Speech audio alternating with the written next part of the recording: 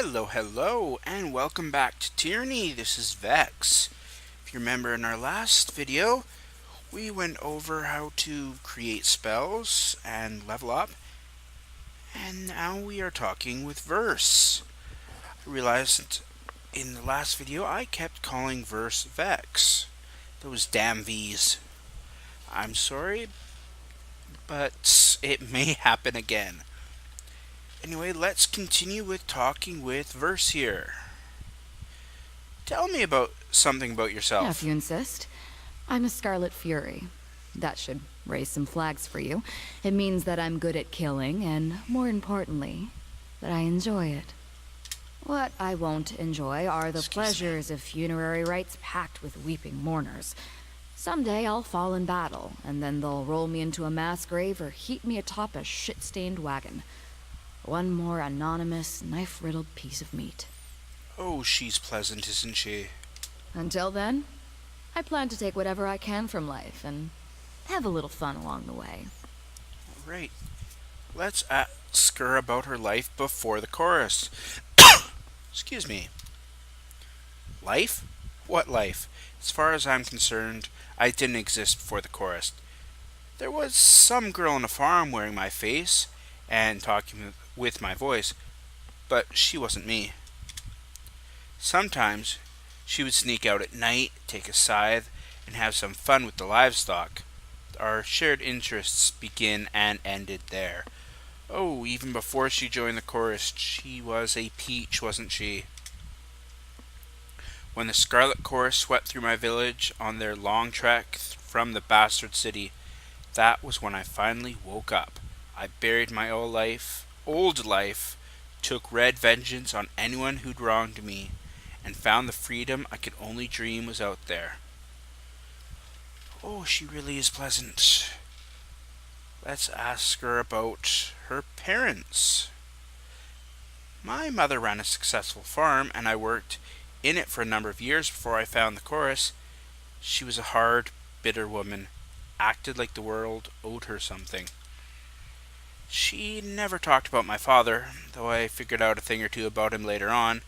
He was a merchant from the Northern Empire who took a liking to her, and she him. He stayed around only long enough to get what he wanted. But never mind him. My mother never had what you would call taste, so he couldn't have been terribly influential to me if he had stuck around. Oh, sounds like she did not have a happy childhood. Let's ask about this one here. Do you ever wish you could do things over and ended up somewhere other than Kairos' army? That's as naive a question as I've ever heard. Kairos is everywhere. If you aren't in the Overlord's army, you're being trampled by it. Of course, I could have labored on the family farm into my maturing years, married some dolt, and littered him a nursery of squealing piglets. Having my body torn to pieces by smaller versions of me sounds like fun. Then one day, when I decided that was enough, I'd slit my husband's throat over breakfast and run off to join the chorus anyway. My way saved a whole lot of time. Verse smooths back the feathers in her hair and shakes her head with a smile. Okay, isn't she, well, vibrant? Well, she is definitely a killer, so let's let her know. You're a killer. Better to stick with the chorus. Oh, that gained us some loyalty with her. She liked that.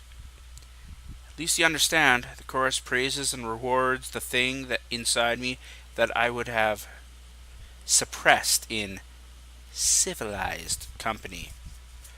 Life is too short to repress every desire, right? Especially if I have anything to say about it. Okay, how did you get conscripted? How did I think you have the wrong idea about me. The chorus didn't take me as a sobbing maid. I strode into their camp and enlisted. Someone tossed me a dented blade. I lived through initiation, spent a week butchering my neighbors, and moved on with my new kin. I don't waste time with goodbyes. My mother had long since died, and the rest of my family were louses. The girl I used to be? Even she knew that she was worth more than the lot of them combined. Okay. What significance what is the significance of your feathers? Oh, we don't have the reputation to ask her about that. Oh, I don't tell that story to just anyone. You have to butter me up before I really get into intimate details. Okay, enough about your past then. Why don't you tell me something about the Scarlet The Chorus? Scarlet Chorus is mostly for madmen and peasants with rusty daggers, but it's also a little niche of freedom that I never had. Once I survived training and met my Scarlet Fury sisters, I saw a different side of the Howling Mob. Tell me about your training. For new recruits shoved to the front lines, training means surviving the first battle. Anything beyond that is for the fighters who show potential, whether as blade dancers or arcane madmen. I'm guessing she was a blade dancer. There's nothing in the world like getting put through the paces as a Scarlet Fury. Every day is a test of your commitment and passion. Failure means death. The first few weeks were the hardest, but also the most rewarding. I earned my name, picked up some quality weapons, and met my sisters. That's a weird thing to say. She earned her name? We'll get to that question in a few minutes. Well, maybe a minute or two. But let's ask her about the Scarlet Furies. The elite fighters of the Scarlet Chorus. Your typical Horde recruit fights with a rusty spoon and a chip on his shoulder, but the Scarlet Furies are, well, different. Rusty Spoon. Now there's a great weapon. We focus our madness. We coordinate, we kill, we dance. It's like art. Imagine a sculpture that twisted in weird, beautiful angles, and then gutted you too fast for you to realize what was happening. Well, we could either say it sounds wonderful, or do you ever hear yourself? I think the asking if she hears herself might get some wrath, but I'd like some more favor first.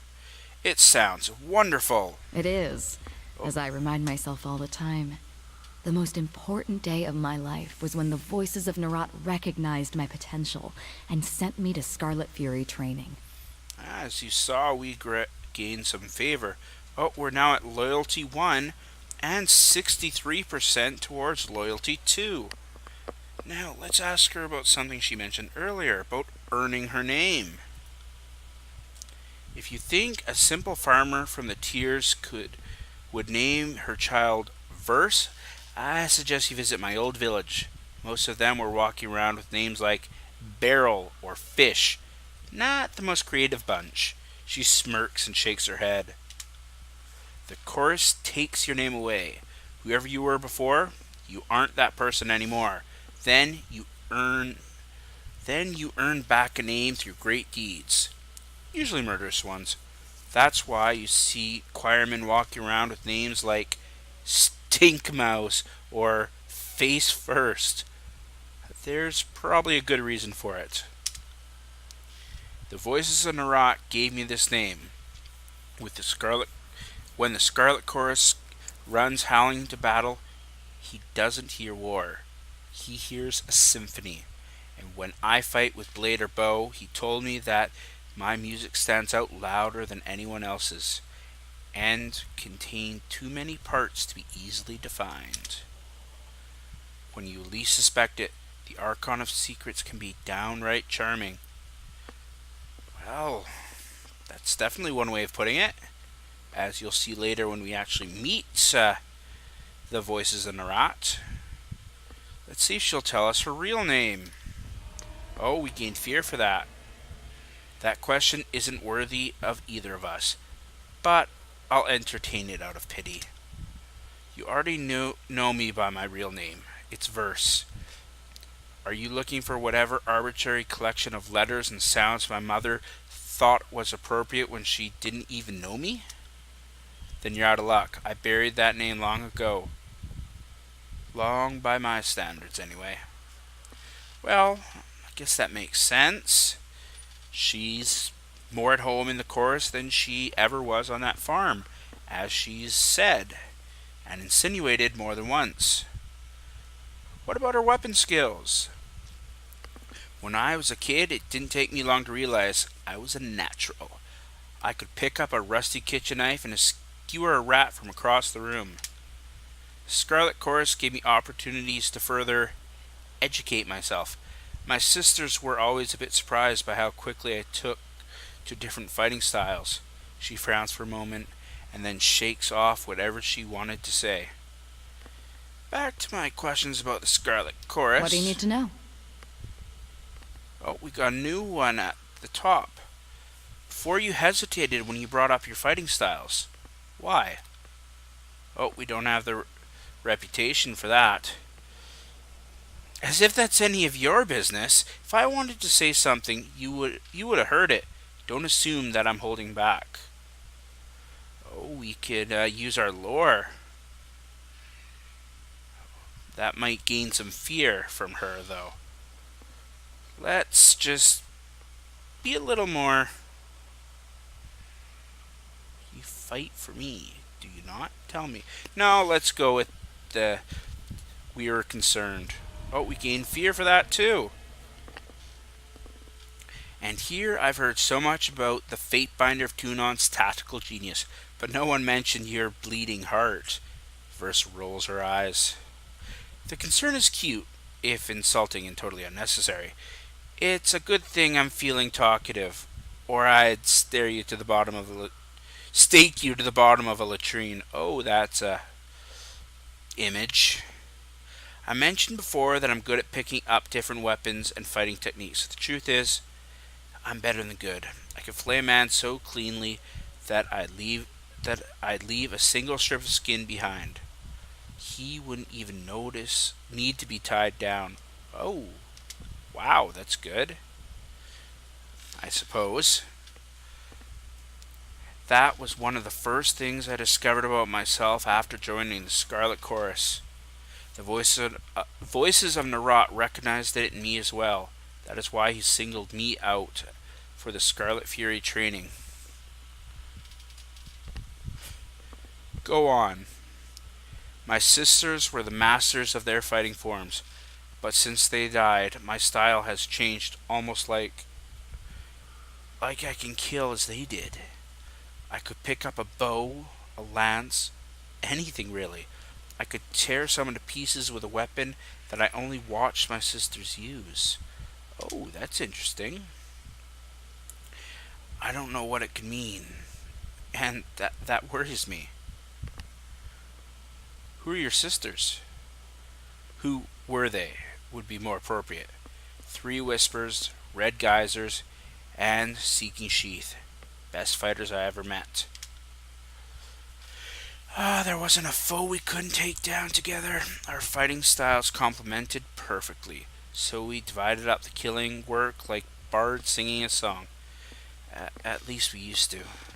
She presents a solemn salute. Okay, we can ask her about all 3 of her sisters. Why don't we do that? Tell me about 3 Whispers. She was as calm on the surface as she was as calm as the surface of a pond, and light on her feet. More than one foe tripped and fell on their own blade due to Whisper's crafty footwork. First lets her gaze slip away from you as a fleeting moment of sorrow steals her attention. What about Red Geyser? A one-woman siege breaker. She would launch herself at her foes like a battering ram. Not even a disfavored phalanx could have withstood that dumb, suicidal wench. Kairos' eyes, but she was something to behold. Verse slams her fist into her palm. Seeking Sheath sounds interesting. What about her? That good could pass a spear through 12 rings from the far side of a battlefield. Kairos helped any foes who approached her marching single file. She made a game of splitting as many soldiers as possible on the same javelin. She definitely sounds like a good shot. But what happened to them? We were scudding around Vedran's well during the siege, back when we only suspected the guard of organizing in secret. My sisters and I came up on a group of them. Or, Kairos knows, maybe they found us. No one said anything. We drew iron and bronze. That was when everything went wrong. I was supposed to take point and occupy the guard with a dance of blade work. Something disorienting went while my sisters picked their marks. I hesitated. I lost my nerve. Instead of rushing the Oathbreakers, I froze with my weapon drawn. My sisters fought on without me, but they were off balance, like whatever I had was catching. They died. I lived. My sisters were relying on me to lead the dance. I failed them. I have a feeling based off the way she's talking, 2 would actually gain more favor, whereas the number 1 here would gain a lot of wrath. 1 being it's understandable, caution stayed your hand. 2, your actions were inexcusable for a fighter of your station. Well, it's true. She cost the Scarlet Chorus valuable lives. So we'll go with that one. Oh, and we gained some loyalty, like I thought.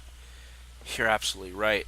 If I had witnessed the same in one of my sisters, I might have even killed her for endangering the rest of us.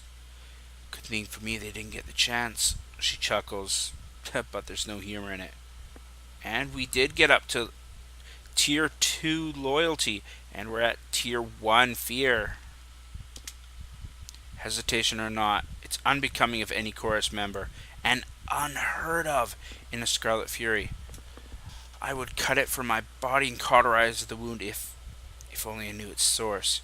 She grimaces once more and turns inward, contemplating. Any thoughts on the topic, or were you just here to open old wounds?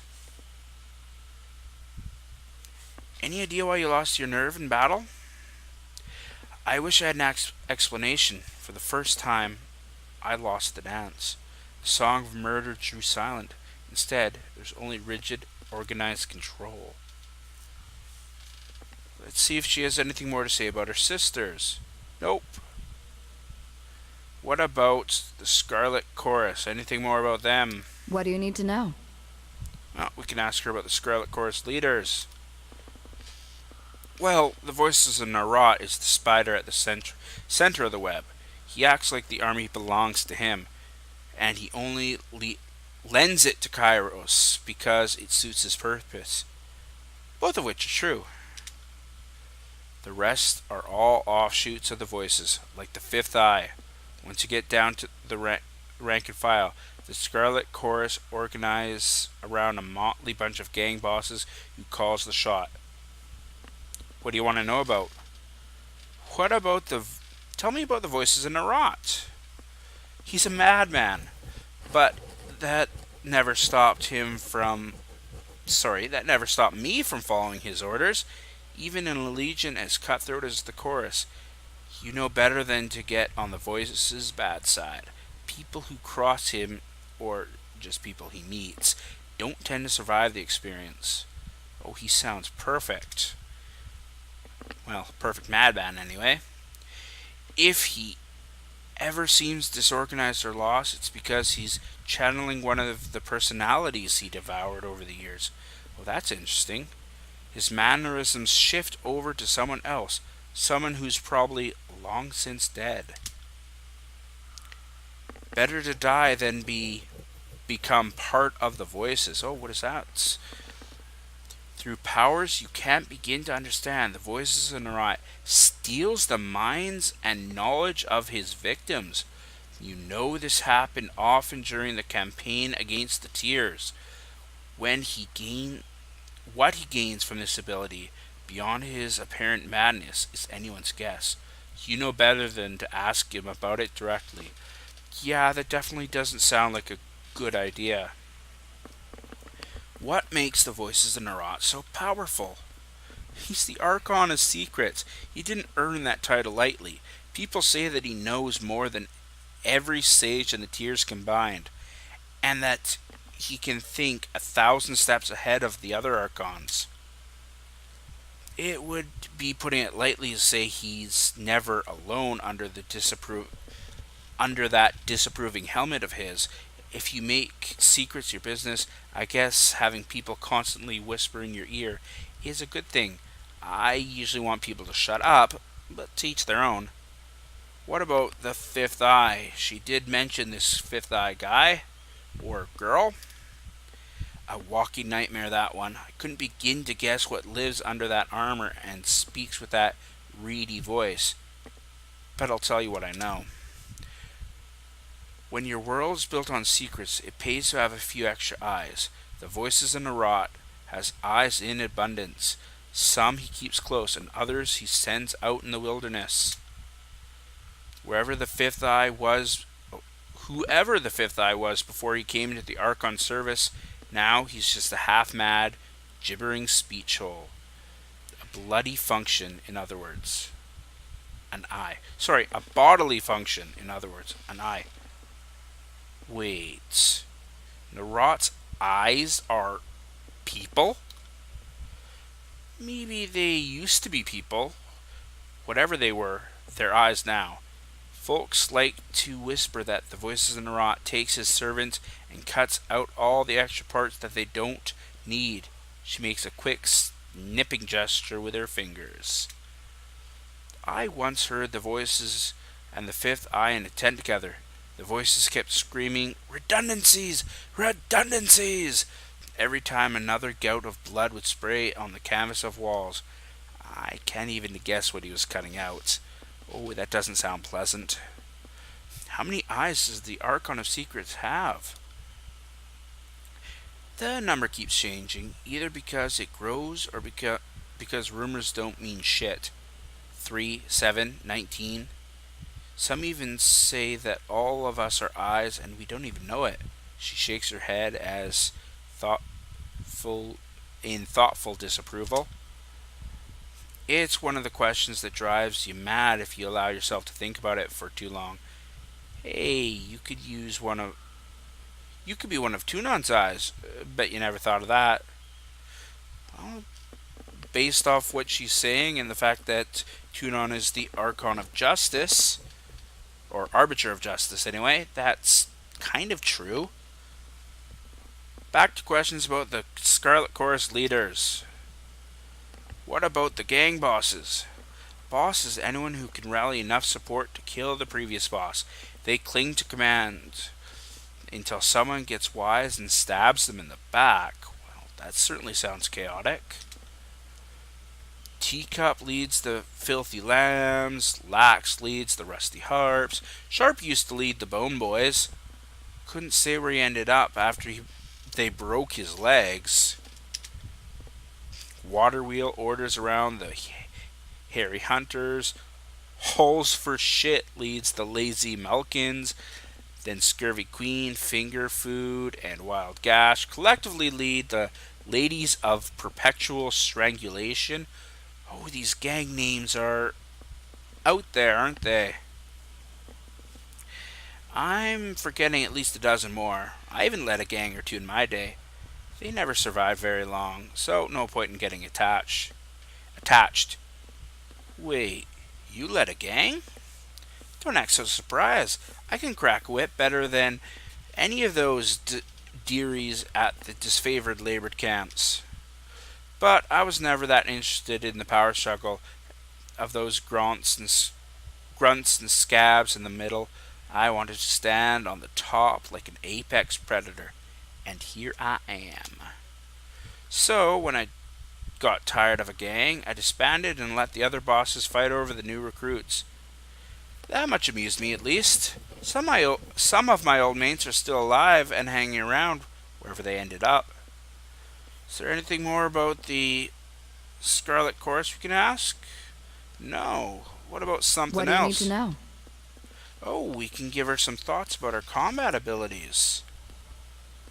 Let's see what we can say. Do you now? Call me intrigued. Now, if you notice, I kind of wait a second before reading what they say, it's because sometimes, especially important characters like our party members, will talk for me. Well, me, so to speak. You already know that I memorized the moves of my Scarlet Fury sisters. If it seems like a total mystery to me, I don't know how you could have arrived at any conclusions, but I'm open to ideas. Oh, this is a interesting one. Your talents remind me of the voices of Narat. I hope I didn't hear you say that, Fatebinder, because the implication is more than either of us is prepared to handle. And that definitely gained us some fear. The voices of Narat is a monster. We both know that Tyranny has never seen a creature more despicable than him. Never mind that he's kind of my boss. Think about it. He absorbs the minds of his victims. And that's in green. Oh, we already read that part. It's probably going to scare her a bit, but it's true. Well, I don't want to fucking think about it. Didn't you consider for a second that the thought had occurred to me already? I've traveled with the chorus for years. I've seen what the voices can do, and it scares me, all right? The idea that everything I am could be reduced to that. If I had that kind of power, if I could become like him, I don't know how I could live with myself. I'd rather drown myself in a camp latrine. Oh, not the most pleasant place to drown yourself. Well, there's no real pleasant place to drown yourself, but that's got to be the least pleasant. Now, we can ask her why such an aversion, but I'd say that's rather self-evident based off of what we know already about the voices of Narat. You don't have to become like him, just be selective. I definitely don't agree with the third choice, that the voices isn't so bad. He sounds, well, exactly like Verse described him, a monster. I say we suggest she be selective. I'm sure he had the same idea when he got started. But you know what they say about power? It's usually wielded by assholes. Not the phrase I've heard, but I guess it's not entirely untrue. And we did gain some favor from that. We're almost halfway to tier 3. My sisters died. Oh, you should have seen us. We were amazing together. I didn't mean to take away what made them special, but I did it all the same. And let me tell you, it felt terrible. If I lived a century, I might never figure out how to make that happen again. And more importantly, I don't want to. Huh. Sounds like she absorbed the fighting style of her sisters, the ones who died. Now, that plays into a mechanic of Verse that I intentionally didn't talk about because we didn't hear about it yet. But this third option that we now have, how is it you picked up your fallen sister's weapon skills? I think we kind of jumped the gun in already learning about that, but let's go over it. That's been on my mind for some time, and I still don't have an explanation that fits. I have a few ideas, but Verse frowns in deep thought. Scarlet Furies share a sort of link. It's how we coordinate our dance in the heat of battle. We don't pass messages or anything, but our emotions and intentions sync up without words. She starts worrying one of her knives. I think that means something else here, but I'm not sure. After a moment, she sighs and slips the blade back into her sheath. Now, as you can see here, the first one is this. It's a thing based off of our past. Second one is a different past for Soldier. Now let's talk to her about the first one, which is our War Mage past. Is this link arcane in nature? I would say it's emotional. The chorus is more interested in passion. Magic is just a convenient tool. The one thing I always knew was that I felt this connection more keenly than my sisters did. I could pick up nuances that they missed, and I could feel them I could feel them from further away. When my sisters died, I felt each one of them getting yanked out of my brain, like someone pulling snails from a garden. But some of the slime residue was still there. Do you think that makes any sense? Well, I think we should tell her to take confidence in that. Her sisters live in her. Because it's true. At least part of them do. Oh, we gain fear for that. Your optimism is cute, Fatebinder, if singularly useless. It won't bring my sisters back, and it doesn't fix the thing in my head that I don't understand. No matter how you paint it, some part of my sisters broke off in me when they died, and now I'm left to deal with it. Just another day in the tears, right? Huh. She is definitely pleasant. What are your thoughts on the disfavored? A warren of self-centered children so wound up in delusions of honor they're likely to hang themselves by their own high standards. I wish they had stayed in the Northern Empire where they belonged. Then we could get some real work done in the tiers. She really does not like the elite disfavored, does she? Now, what did she think about their leader? I've seen enough of the high-minded braggart to know that he's all duty, nothing but a charismatic, broad-shouldered scarecrow. Oh, that's definitely interesting. He calls himself the Archon of War, though by the way he stalls his forces waiting for a better strategy to prevent himself, you'd think he's afraid of battle. You would think that someone more deserving would take Ash's mantle from him, but the disfavored have this cult of personality built around their great general. In their eyes, he can do no wrong. What about the connection between Ash and his troops? Graven Ash protects. His soldiers keep harping those words like they mean something. I don't deny that the disfavored can take a few extra lumps on the battlefield, but that only speaks to their thick-headedness. If anything, it's only true because his soldiers place that much trust in it. I've seen the power of suggestion. I've seen the power of suggestion do stranger things to people. Okay, but could the rumors be true?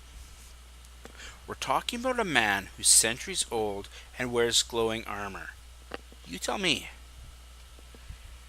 Who do you see taking Ash's place? I would rather let the disfavored sort it out among themselves.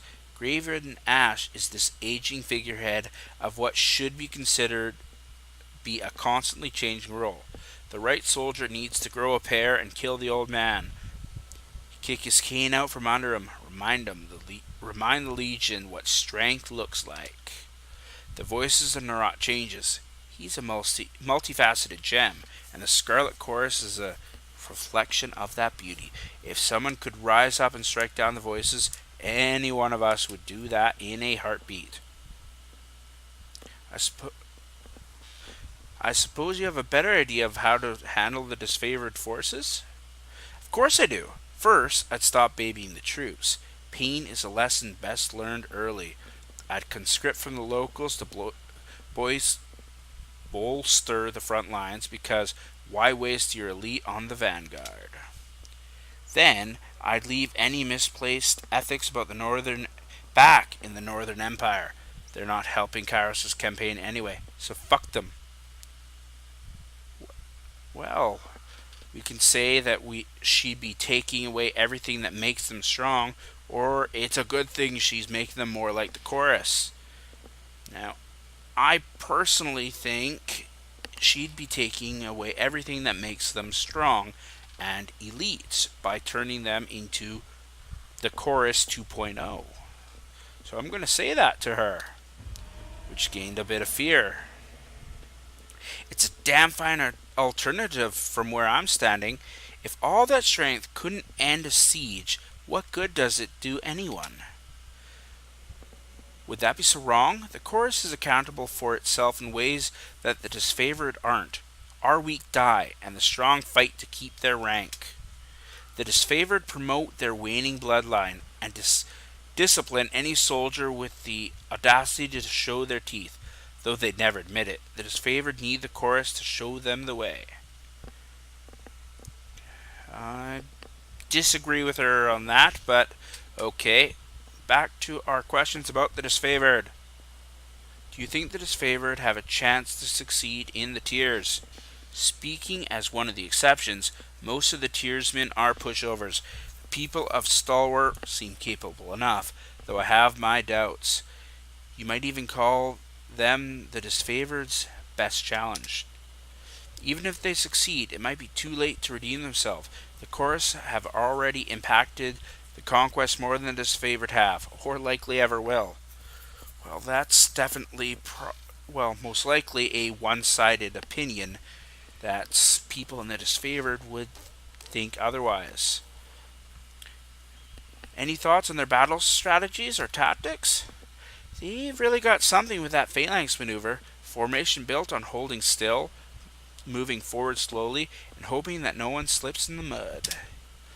At best, the disfavored are tired of using the same tactic over and over again. At worst, the enemy knows what to expect out of them. Scarlet Furies are dancers. We hear the music of battle and organize into works of killing art. Every fight is as hot and passionate as the last, with no room for the same routine. Okay, let's ask about something else. Now, as you may notice, this might be slightly longer. We're just going to keep talking with verse for a bit. What do you think about those who defy Kairos' authority? The tiers can either fight or submit to Kairos' peace, and only one of those options captures my interest. I suppose I appreciate that they go down fighting. If they did otherwise, I would need to find another excuse to flay them. They need to understand, whether we unify the tiers under a shared banner or at the bottom of a mass grave makes little difference to you, me, or Kairos. Well, it's definitely true. That's an interesting view of the conquest, though. It's a pragmatic one. Anyway, the Scarlet Chorus caught onto the idea at the beginning of the campaign. If no one objects, then we're here to carve a bloody path for gain and amusement. Then, by all accounts, that is our purpose. Besides, unification is such a vague concept that Kairos allows the disfavored and the chorus to interpret as they will. The Overlord is concerned with the results. I'm happy to focus on the details, especially if that means cutting off a farmer's leg while his family watches their land burn. She smiles at a pleasant memory. Oh, that is definitely not pleasant. But, well, let's try and stay on her favorable side. No shame in taking pleasure in your work. And we gain more loyalty. No, there isn't, Fatebinder. I suggest that we're going to make something great together. A line of bodies stretching as far as the old walls. It's gonna be beautiful. She looks at you with a renewed interest. Let's ask her if she fought on any notable battles. I spent some time in Observer towards the end of the war. Beastmen ripped my unit apart. We thought they might be working under Karn, I don't know how to pronounce his name, but we never found out for sure. Let's change the subject. Oh, let's see if she'll duel us. That would be an understatement, and I thought you'd never ask. Since you're obviously at a huge disadvantage, I'll let you pick our weapon of choice. Alright, we can duel her with dual knives or the bow. I like the idea of going with dual weapons, even though we are using a two-handed sword. Exotic. Good choice. I'll leave you to guess which one is my dominant hand. Oh, Vexx gained 5 points into Dual wielding. Verse slashes and parries with unrestrained ferocity. At times, it becomes difficult to follow her movements. After taking more than a few cuts, you learn to relax your eyes and better follow the subtle motion of her dance. You held your own. Call me impressed. Need anything else, or did I tire you out? Well, I think that's about all we have for talking with Verse. And at this point, the video's been...